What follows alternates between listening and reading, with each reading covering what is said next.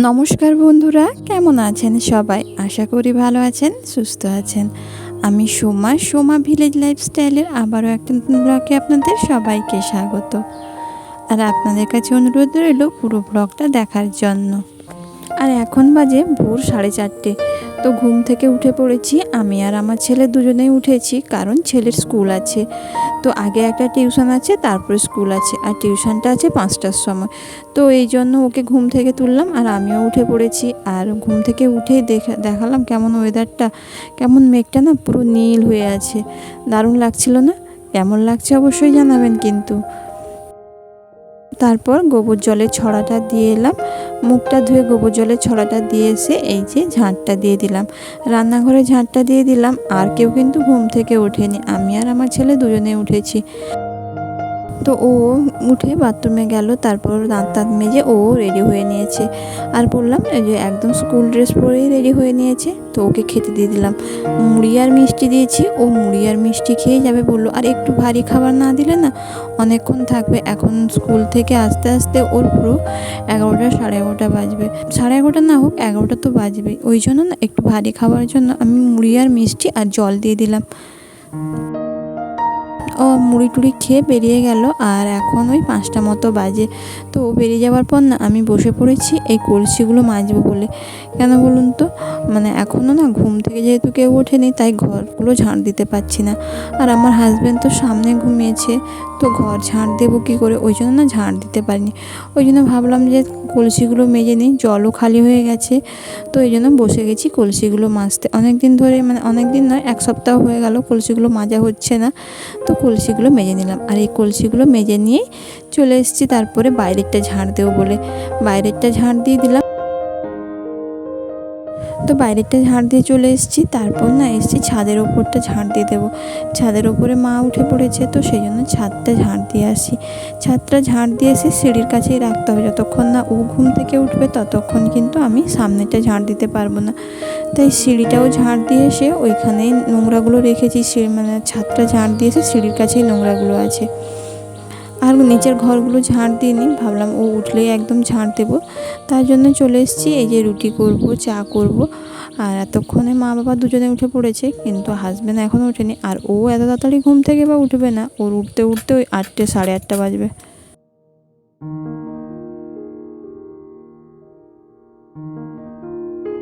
আর আজকে না ততক্ষণ বাসি ঝাঁট না দিয়েই থাকতে হবে, কারণ ও না ঘুম থেকে উঠলে কী করে বাসি ঝাঁটটা পড়বে। তো সেই জন্য আমি চলে এসেছি রুটি করতে। আর এই যে রুটিগুলো করে নিলাম। তো আটা মাখিয়ে রুটি করলাম আর পরোটাও ভাজলাম, কারণ হাজব্যান্ড ঘুম থেকে উঠলে ও খাবে, তো ও পরোটা খেয়ে নেবে। আর আর বাবা মার জন্য রুটি করলাম। আর ছেলে বলল যে আমি স্কুলে খেয়ে আসবো, তো ও স্কুলে খেয়ে আসবে বলেছে। তো ওই জন্য একটা মতো পরোটা রাখবো, যদি খায় এসে। আর এই যে রুটি আর পরোটা করা হয়ে গেছে। আর আমার হাজব্যান্ড না পান্তা খেতে চায় না। আমরা যেমন রোজ দিন পান্তা খাই, ও না পান্তা খেতে চায় না। তার জন্যই ওর জন্য রুটি পরোটা এগুলো করে দিতে হয়। ও বাড়িতে এলে তাই এসব করে দিতে হয়, কারণ ওই বললাম যে পান্তা খেতে। আর ওর ছেলেও তাই, ওর ছেলেও তা পান্তা খেতে না পছন্দ করে না একদম। আর রুটি পরোটাটা হয়ে গেছে। তারপরে এই যে এক পাশে দুধ বসিয়েছি আর চাও করে নিলাম। আর চা করে বাবাকে দিয়ে এলাম, আর বাবা দোকানে চলে গেল। আর এবার চলে এসেছি আলু আর কুঁদরিটা ভাজবো বলে, কারণ রুটির সাথে তো মা কিছু দিয়ে খাবে। তো আলু কুঁদরি ভাজলে ওটা পান্তা খাওয়া হয়ে যাবে, আর রুটি খাওয়াতেও হয়ে যাবে। ওই জন্য আলু কুঁদরিটা ভেজে নিলাম।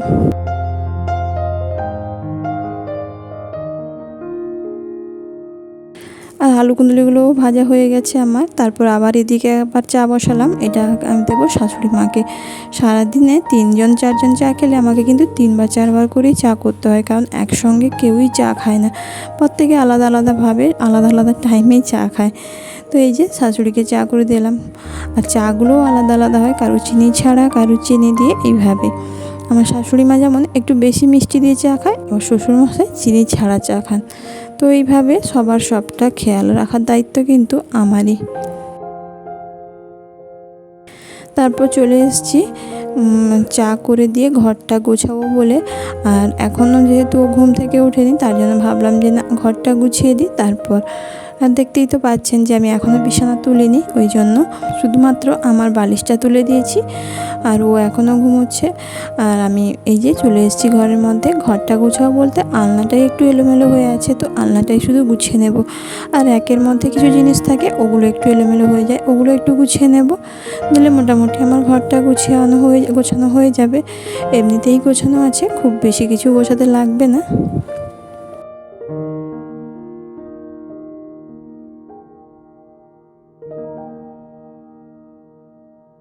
এই যে একটা গুছিয়ে নিলাম, মোটামুটি আমার গোছানো কমপ্লিট হয়ে গেছে। এবার না ঘরটা ঝাড় দিয়ে দেবো। ওই যে বললাম বাসি ঝাড় তো পড়েনি, তো আমি ঘরটা ঝাড় দিয়ে ওই সামনে রাখি, যখন ও উঠবে তখনই সামনেটা ঝাড় দেবো। আর সব ঘরগুলো ঝাড় দিয়ে নিয়ে চলে আসি। তো আমার ঘরটাও ঝাড় দিয়ে এলাম, আর বাবার ঘরটাও মানে শ্বশুর শাশুড়ির ঘরটাও, সেটাও ঝাড় দিয়ে নিয়ে চলে এলাম।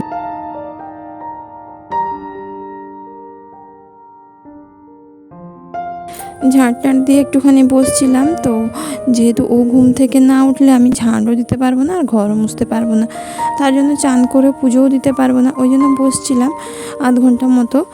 তো তারপর এই যে এসছি চা করব বলে, তো ওকে একটু চা করে দিলাম আর আমিও চা করে নিলাম। তো দুজনেই চা খাওয়া হয়ে গেছে আর এখনই 8:30 মতো বাজে, 8:30 পৌনে 9টা। তো এই যে বিছানাটা তুলছি,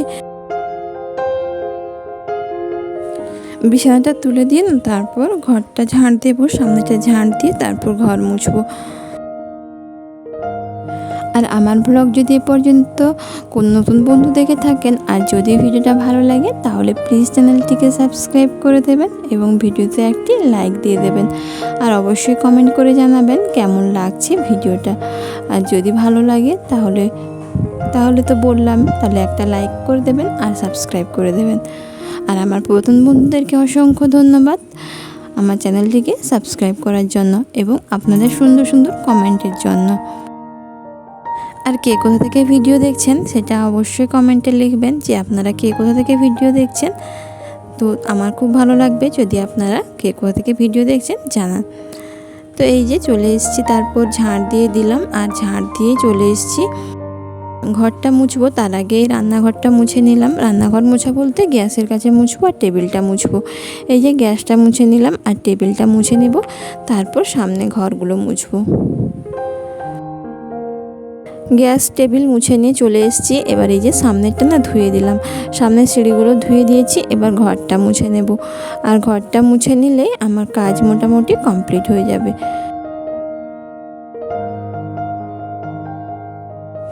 এই যে ঘরটা মুছতে চলে এসেছি, তো পুরো ঘরটাই মোছা হয়ে গেছে। আর এই যে সামনেরটা মোছা বাকি আছে, তো সামনেরটা মুছে নিই।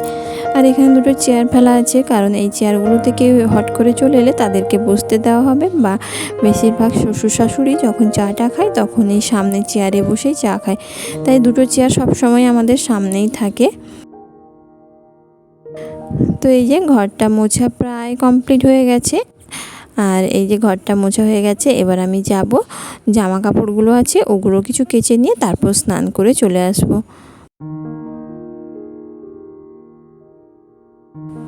এই যে জামা কাপড়গুলো নিয়ে বসছি, জামা কাপড়গুলো কেচে নেব। আর জামা কাপড় কাচতে কাচতে একটা কথা আপনাদের সঙ্গে শেয়ার করি। তো রূপা পাত্র কমেন্ট করেছে যে আমার নাকি জামা কাপড় কাচা আর বাসন মাজা দেখতে ওনার খুব ভালো লাগে। তো থ্যাংক ইউ রূপা পাত্র এত সুন্দর একটা কমেন্ট করার জন্য, কারণ আমি তো সাধারণ কাজগুলোই দেখাই, খুব সাধারণ যে কাজগুলো হয় সংসারে তো সেগুলোই দেখাই। সেগুলো যে আপনাদের এত ভালো লাগছে, তো সত্যি সেটা শুনলেই না আমার খুব আনন্দ হয়। কতটা আনন্দ হয় সেটা হয়তো আপনাদেরকে বোঝাতে পারবো না, কিন্তু সত্যি বলছি আপনাদের এত সুন্দর সুন্দর কমেন্ট পেলে না আমার যতই কষ্ট হোক না কেন আমি রোজ রোজ ভিডিও দিতে পারবো। তো এই চান করে জামা কাপড় কেচে চান করে চলে এসেছি। চান করে এসে পুজো দিয়ে দিয়েছিলাম, পুজো দিয়ে তারপর খাওয়া দাওয়া করে রান্না বসিয়েছি। তো উনুনটা ধরিয়ে দিলাম আর ভাত বসিয়ে দিয়েছি এক পাশে, আর এক পাশে কড়াইতে জল দিলাম মোচা সেদ্ধ বসাবো বলে। তো মোচার তরকারি করব, আর মাছের টক হবে, মাছের ঝাল হবে আর উচ্ছা ভাজা হবে। তো এই 4টে তরকারি হবে। আর শুধু মোচা তরকারিটা আপনাদের সাথে শেয়ার করলাম, তো কেমন লাগলো অবশ্যই কমেন্ট করবেন রেসিপিটা। তো মোচার রেসিপিটা না মাছের মাথা দিয়ে করব। সকালে মাছ এসেছিলো, তো এই মাছটাই টক হবে, আর বাটা মাছ আছে ওটা ঝাল হবে। তো এই মাছের মাথাটা দিয়েই না মোচার তরকারিটা করব। আর দেখুন এদিকে দুটো তরকারি করে আস্তে আস্তেই না ভাতটা হয়ে গেছে, মাছের টক আর মাছের ঝাল হয়ে গেছে, আর মোচা সেদ্ধটা করে নিয়েছি। আর এই যে এবার বসিয়ে দিলাম মোচার তরকারিটা। তো মোচার তরকারিটা করার জন্য প্রথমে কড়াইতে তেল দিয়ে তার মধ্যে গরম মশলা ফোড়ন দিয়েছি। ফোড়ন দিয়ে এই যে পেঁয়াজটা দিলাম, পেঁয়াজটা ভাজা হয়ে গেলে না এর মধ্যে আমি মাছের মাথাটা দিয়ে দিলাম।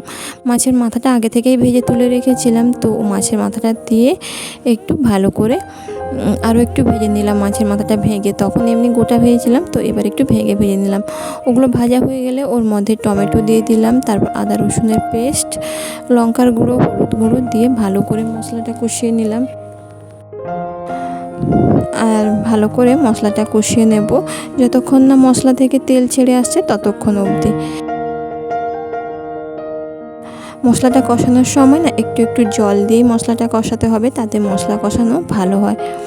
আর এপাশে দেখুন বাঁশটা না ঢুকিয়েছিলাম, তো উনুনে তো এমনভাবে জ্বলে উঠলো যে তরকারি মশলাটাই পুড়ে যাচ্ছিলো, ওই জন্য না বের করে দিয়েছিলাম। একটু নিভে যেতে আবার ভরেছি, আবারও সে একই রকম মানে এমন দাউ দাউ করে জ্বলে উঠছে, এতে মশলাই পুড়ে যাচ্ছে। ওই জন্য না একটু একটু বের করে দিচ্ছিলাম, আবার একটু একটু করে জাল দিয়ে তারপর রান্নাটা করছিলাম। মশলাটা কষানো হয়ে যেতে ওর মধ্যে আমি মোচাটা দিয়ে দিলাম, আর অল্প সামান্য জল দিয়ে দিলাম, দিয়ে ঢাকা দিয়ে দিয়েছিলাম। আর এই দেখুন মোচাটা হয়ে গেছে, তো আমি এর মধ্যে চিনি দিয়ে দিলাম আর একটু।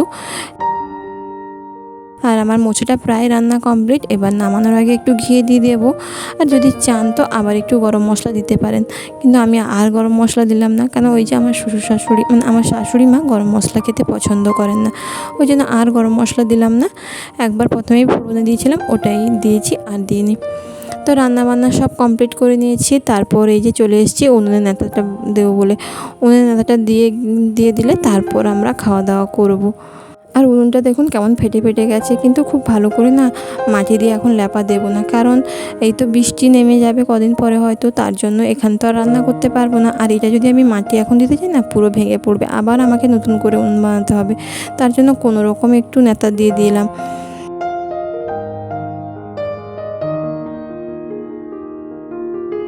আর উনুনে নেতা দেওয়াও আমার প্রায় কমপ্লিট হয়ে এসছে। এরপর আমরা খাওয়া দাওয়া করব। আর এই যে খাওয়া দাওয়া করে নিয়েছি। আর আজকের ব্লগটা এ পর্যন্ত। সবাই ভালো থাকবেন, সাবধান থাকবেন।